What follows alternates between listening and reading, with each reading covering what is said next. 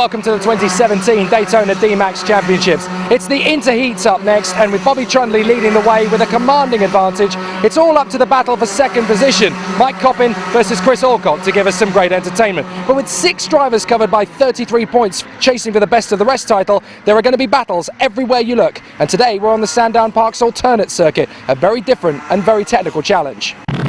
Hold on to your hats then, ladies and gentlemen. Here we go. Jake Sanson and Alex Goldschmidt bringing you the action from the Daytona DMAX Interheats final here at round 7 at Sandown Park on the alternate circuit layout. And Bobby Trundley has the pole position after a cracking run in the heats. 1 victory and a host of points finishes for him. Chris Hackworth lines up alongside him with 2 podiums, one of which was a victory. And Joe Ellis in 3rd position alongside the man who won Heat 3, Mike Coppin. Then it's Chris Alcock and Alan Curtis on the 3rd row from Philip Senior and Jordan Taylor, who DNF'd in one of the races. He's got a lot of work to make up from 8th. David Stephen, George Hucknall, Tom Eastwood, Curtis Mitchell, Lee Carey, Zander Mahoney, Andy Mitchell, Chris Kirk and Hans Sickens. Well, Bobby Trundley is on the mission to win both of the Inters Championships this year, both the Enduro and the Heats. He's got a good lead in both. A victory here today would pretty much take him a step closer to getting the job done as we head towards Clay Pigeon for the 8th round of the championship. But this one's going to be really interesting because we've got Trundley versus Hackworth on the front row of the grid. And that is one of the things that Chris Hackworth was most looking forward to about the 2017 season, going head-to-head with someone of the calibre of Bobby Trundley. Well, guess what, Chris? You need to belt up and go for it, because now it's time to go racing. Green flag drops and we're racing. Good start from Bobby Trundley. He gets a massive start. Absolutely beautiful timing there into the lead and already stretching out the advantage. Mike Coppin trying to come up into 3rd position down the inside and has already made the play. He's up into 3rd position. Good run from Coppin.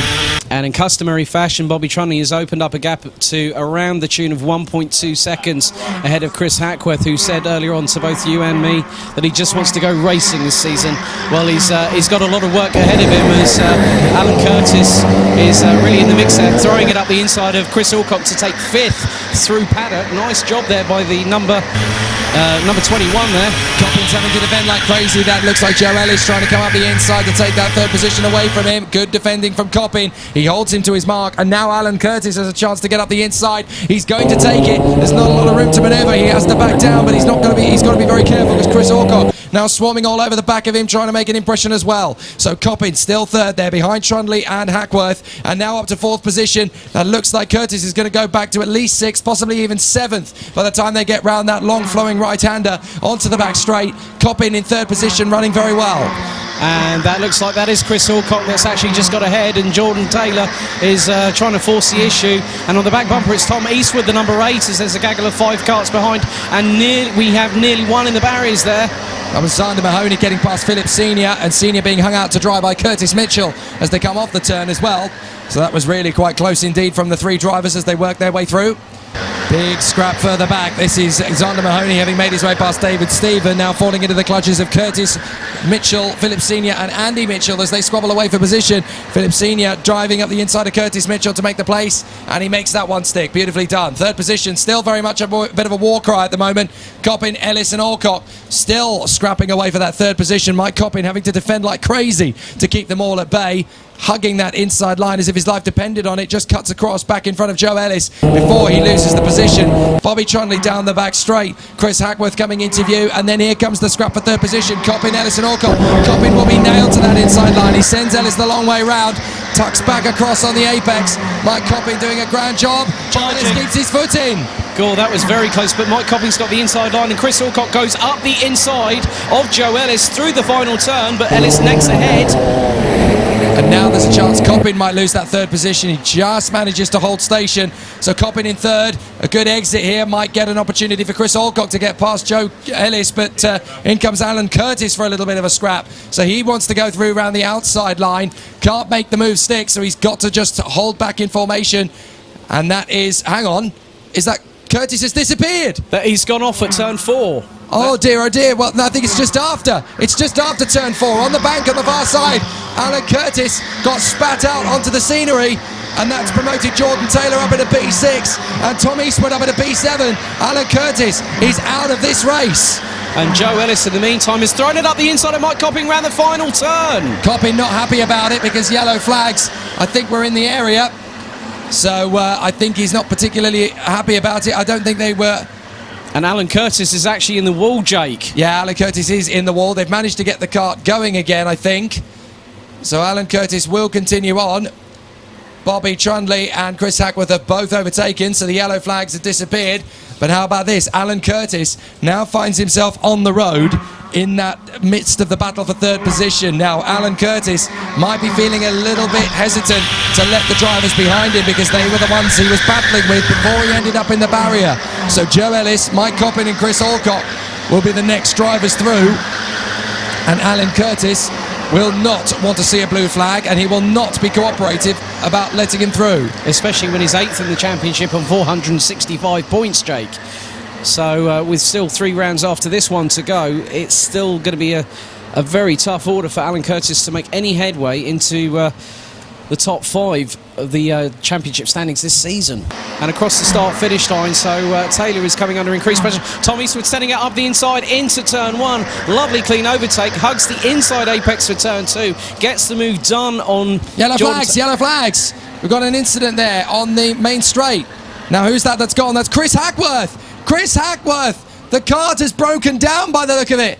From second position, Chris Hackworth has come to a stop on the main straight. I don't believe it. Bobby Trundley now has a country mile on Joe Ellis. Mike Coppin in third position has just lost that place to Chris Alcott. Now they're battling for P3, but Coppin looks as though he's just fallen off the podium. Alan Curtis is still on the back of Joe Ellis, almost protecting Chris Alcott's charge for second position at the moment. Now, does that tell you something? I have a feeling that Alan Curtis does not want Chris Alcott to finish higher than he currently is. He certainly doesn't want him to run in second position, does he? He's right on the bumper of Joe Ellis. Go on, Joe, you get the position, mate.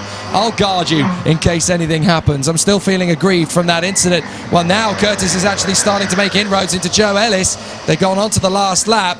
I wonder if that is what Alan Curtis is actually doing. He's slotted himself into that gap to see where he would have finished if he hadn't been spat out to the sidelines. Is this a bit of pride for Alan Curtis as he continues to run through? But Bobby Trundley still sideways, as you like, looking more Mark Higgins than he is Bobby Trundley. Or Matthias Ekstrom in World RX, no doubt. Indeed. Final turn, final corner, and it's a clean sweep this weekend. He won the Enduro, and now he's won the heats. Brilliant. Bobby Trundley comes one step closer to winning the championship with a very convincing victory. Joe Ellis in second, Chris Alcock in third place. Absolutely terrific run. Fourth position for Mike Coppin, fifth for Tom Eastwood, sixth is Jordan Taylor in front of George Hucknall, Zana Mahoney, David Stephen and Philip Senior. And rounding out the order, it's Curtis Mitchell, Andy Mitchell, Lee Kerry, Chris Kirk, Hans Sickens and Alan Curtis, with probably a very disappointed Chris Hackworth rounding out the order for the 17-strong grid in this final. So that's it for the Inters. We'll see them next time out at Clay Pigeon. Cracking race for the Inters after an absolutely amazing weekend. Let's turn to you first of all, Chris. That was a tough race all in all, but you almost had him on the end. It was close. I thought a couple more laps maybe I'll get him. I reeled him in the last 2 laps, like a good 2, 3, 4 attempts per lap. I thought, am I going to get a chance? And then just ran out of laps. But to be fair to them, both of the guys in front, they drove really well. The racing all day, even in Enduro this morning, has been really good. I've really enjoyed today. Now you've got to wait for the next one at Clay Pigeon, where pretty much everybody is in a new territory. I know, we've done Clay before. I like it round Clay. I finished third there in 2015, so hopefully I can go 1 step further, or 2, Bobby.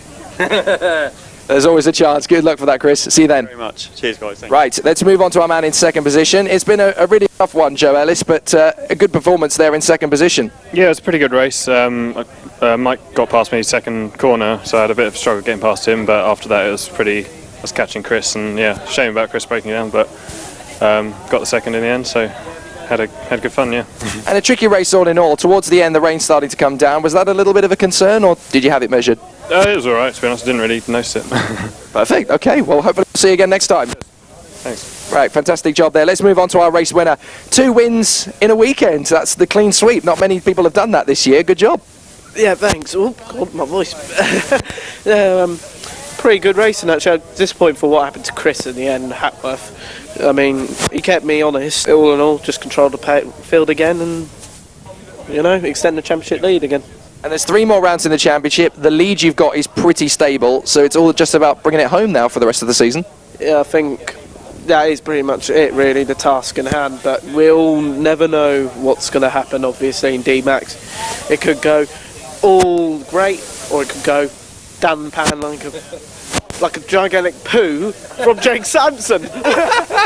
Well, try not to think about it too hard, and we'll see you at Clay Pigeon. Cheers, Bobby. Cheers. Cheers. Oh, these drivers, they've always got a fast one to pull, haven't they? Well, somebody's going to have to pull a fast one to beat Bobby Trundley at the next round of the championship at Clay Pigeon. The championship battle still very much in earnest, but if you want to beat him, or anybody else in the grid for that matter, DaytonaMax.co.uk is the website to log on to. Get your entries in quick, and at Clay Pigeon, it could be you beating this one. Call this number now.